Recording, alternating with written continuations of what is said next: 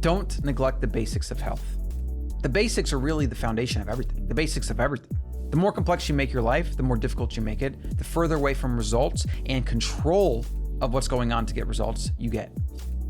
So I got a comment recently from a follower, and she was saying how her health is, she's struggling with her health and with her eating and things like that. And she wanted just a very kind of, the question was like, what should I do? And it's obviously a hugely broad question because I don't know what she's struggling with. I don't know what what are the big bad things she should focus on? I don't know what she's already good at. I don't know her strengths and weaknesses, nothing. I have nothing. I'm just kind of saying or coming at this from I need to eat better and be healthy. What do I do? Depending on where you're at in your journey, a video like this, if I'm going to have a broad kind of first principles approach to health, might seem not very useful or not directed at you specifically, but I disagree with that. I actually love getting these questions and I love recording videos about this because it reminds me too of the first principles. And I try to live my entire life based on first principles. These fundamental things that we know for sure that aren't going to change. What are those things that don't change? Because those are the things that I need to make sure I can master, or I am mastering, or I'm working on mastering. The things that don't change. This is exactly what I told her, and I'm going to try to expand on it in this video. I first said, have you watched any of my videos yet? Because I have a bunch of those videos, right? So do that. And then I said, you have to focus on the big, important first principles of health, then work on each based on how much you are lacking. So that's the thing. If I give you a list of the things, and I'll try to give you a comprehensive list in today's video, I might miss some things. I'm just doing it off the cuff. But like, if you're getting 4 hours of sleep a night, that's the first thing you should be fixing, right? Or if you're eating seed oils and cheap processed food and Oreos and cereal every day, that's the first thing you should focus on. Like, don't worry about anything else. Don't worry about like even trying to work out or get in the gym or anything. Like, focus on your diet or focus on your sleep. Focus on those really big things that we know for sure are always going to matter for health. Sleep, nutrition are always going to be, I would say, probably the top two most important things for long-term health and well-being. Do kind of an audit of where you're at. Maybe assign a value to each one. Maybe sleep, you want to rate on a scale of 1 to 10. My sleep is 5. My nutrition is 2. My stress is 10. Now, stress is a more complex topic, so I won't even actually get into that. Let's just kind of talk about things that are very easy to set a scale to, like sleep, 8 hours, dark room, feeling refreshed. That's basically a 10. Like, you're doing it right. 1 on that scale would be, I guess, not really sleeping at all, or being an insomniac, like being up every day or sleeping for 2 hours, or I don't know. I don't even know what people can do, but some people do some crazy things like that. Nutrition, standard American diet, eating sugar and grains every meal, like eating no animal foods. That's like, I guess, a 1, And then a 10 would be basically a strict carnivore diet from really, really high quality meat with maybe a little bit of veg if you can tolerate it. So I said the 5 things, and this was just a quick email. Get outside, take a 30-minute walk, right? That's like the fundamental thing that you can do, that I can do, that everybody can do, that if we're not doing it, we need to make that a focus. That should be like the most important thing we're trying to do. You're going to get outside, you're going to get vitamin D, you're going to get moving, you're going to do it for 30 minutes. This should just be a foundation. This is a baseline. Cook all your meals at home and don't eat out of a package, okay? So again, very simple way, I would say, goalpost to work towards. If you're eating at restaurants a few times a week, your goal is to eat restaurants 0 times a week, or maybe like 1. You give yourself 1 pass.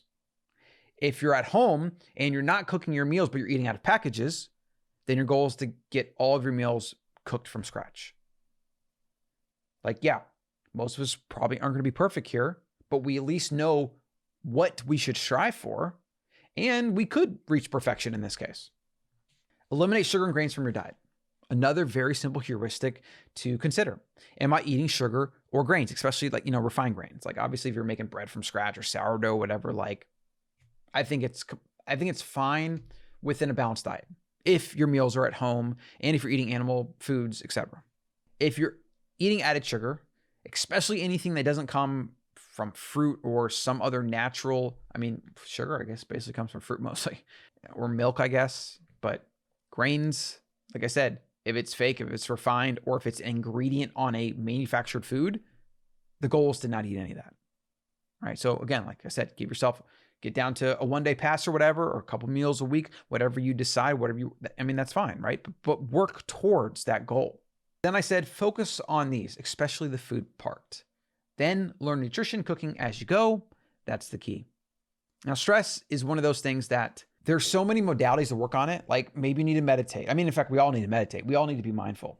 We all need to maybe see a therapist. We all need to constantly ask ourselves questions and be self-aware and challenge ourselves and, do just a lot of different things to figure out how to uncover and accept trauma and deal with it and, silence our monkey mind and silence the labels and the stories we tell ourselves. It's just really hard to have a goal to eliminate stress, Like it's almost like saying reach enlightenment. You can get massively far though by doing certain things and thinking about it, whatever. I mean, stress is one of those things that we can't really quantify that easily or at all. So, I have to think about that more. I got to think about how can we set some goals around reducing stress? What are some metrics and some tangible things that our human brain can comprehend that we can work towards? That's definitely going to be another video. Let me know what you think about this. What things are you currently stuck on that you need to go from a 5 to a 7 and then obviously the goal is 10? Or do you think you're hovering around a 9 on most things? I mean, honestly, for most of us, if we could get 8 or higher on the slider for everything, I mean, you're literally probably fit and lean, or at least moving in that direction. And as long as you keep going, you'll get there. It's a good, simple way to think about your health as different sliders. I always picture a stereo, right? The old stereo EQ sliders, or I don't know, 0 to 1 or whatever. You have a bunch of these for representing different aspects of health, food, sleep, nutrition, stress, whatever. And we're trying to get that 0 being the worst, failing, miserably, to 10, basically perfect. We're trying to get that up to 9. Where am I on most things? I would say my nutrition is 7.5, mostly because I ate some donuts yesterday and I didn't feel good afterwards. So I paid the price.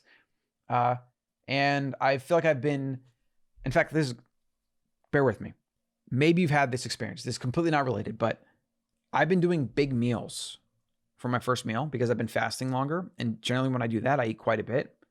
And then I don't feel hungry for a second meal. And I end up going to sleep where I have this little bit of hunger maybe, where my body maybe is used to eating again. And then I'm waking up and I'm just eating easy, energy rich food like cheese, or if there's some keto ice cream, I'll eat that.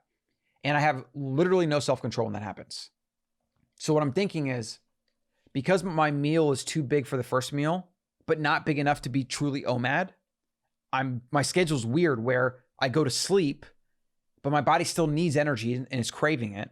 And then I wake up, I go down to the kitchen like a zombie, and I have no self-control at that point because I'm half asleep. And I think it's leading me to overeat. I mean, if you've ever dealt with that, let me know. Maybe there's some strategies I'm not thinking about, but it seems like the fix will be make sure I don't eat as much on the first meal. Maybe even try 3 meals. I haven't eaten 3 meals in a long time, but I've definitely done 2 meals and a snack, sometimes depending on fitness level or activity level. I think if I go back to 2 standard square meals and I make sure that the first meal is just enough and not too much, and the second meal is, again, just enough to try to make up for the lack of calories in the first meal, I think that could do it. Let me know what you think. This has basically been 2 videos in 1, but that's a bonus for you today. Subscribe, share if you think somebody will benefit from this video, and I'll see you in the next one. Hey, Colin here. Got a freebie for you. Click on the button below to go to theancestralmind.com and download the 7 Principles of Living Wild. This is a short PDF that's got some of the main principles, such as real food, sleep, movement, and a couple more that are going to help you live more ancestrally in accordance with your genes.